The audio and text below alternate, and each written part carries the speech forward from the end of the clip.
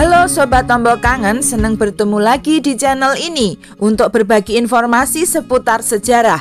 Kali ini Tombol Kangen akan mengulas kisah Gunung Gampeng di Yogyakarta.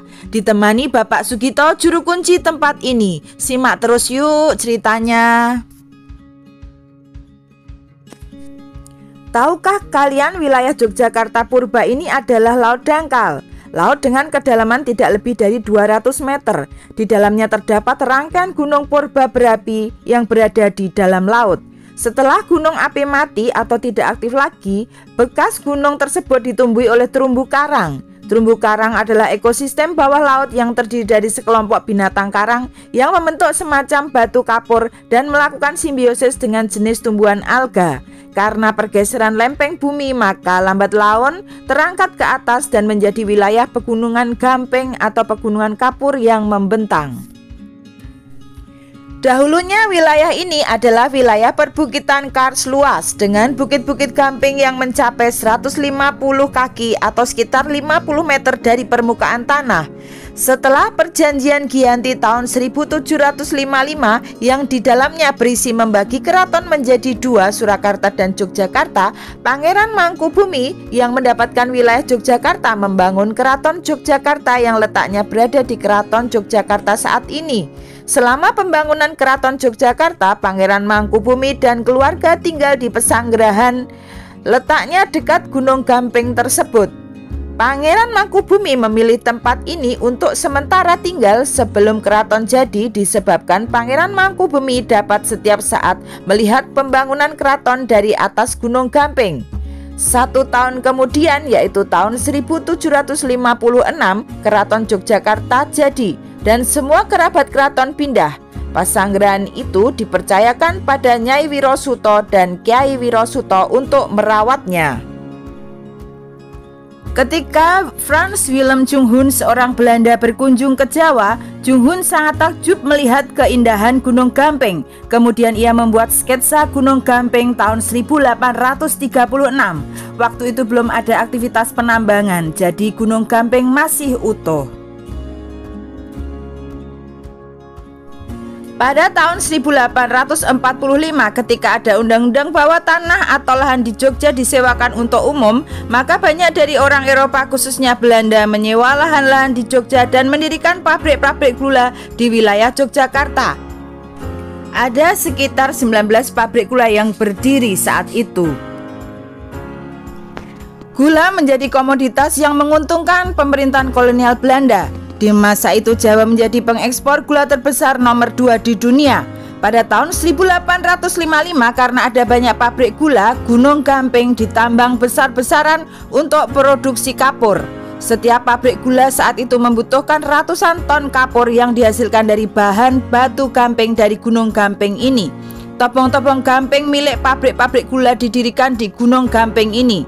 Menurut informasi Pak Sugito, ada ratusan topong gamping.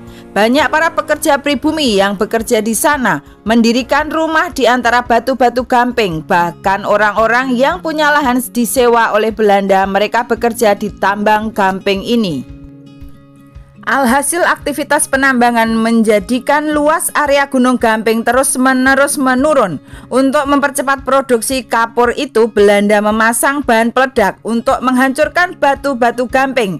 Sampai sekarang lubang-lubang bekas meletakkan alat bom masih tersisa di batuan ini. Konon menurut cerita Pak Sugito, penunggu Gunung Gampeng murka saat itu karena aktivitas penambangan yang tiada henti.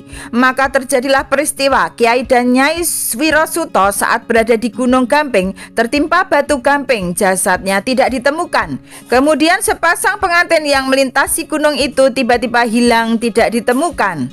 Maka dari itu warga meminta pertolongan pada Demang setempat atas peristiwa ini. Untuk itu Demang bersemedi di Gunung Gampeng ini dan kemudian menemui warga bahwa penunggu gunung ini akan selalu meminta tumbal sepasang. Maka dari itu untuk keselamatan warga perlu mengadakan upacara bekaka, yaitu membuat boneka sepasang pengantin Jawa yang terbuat dari ketan. Kemudian disembelih di gunung ini, darahnya terbuat dari gula merah. Sampai saat ini upacara bekaka masih dilakukan oleh Keraton Jogja dan Solo beserta warga sekitar setiap bulan Sapar setahun sekali. Gunung Gampeng itu terus dieksploitasi dan baru pada tahun 1956 saat Wormer Rothplas, seorang geolog Swiss dan koleganya bernama MM Purbo Hadiwijoyo mengusulkan agar bongkahan yang saat ini masih tersisa menjadi kawasan suaka alam. Kemudian 33 tahun setelah diusulkan menjadi kawasan suaka alam, tahun 1989 akhirnya Gunung Gampeng ditetapkan sebagai cagar alam yang dilindungi. Kini Gunung Gampeng hanya menyisakan bongkahan besar batu gamping dengan diameter kurang lebih 50 meter dengan ketinggian 10 meter.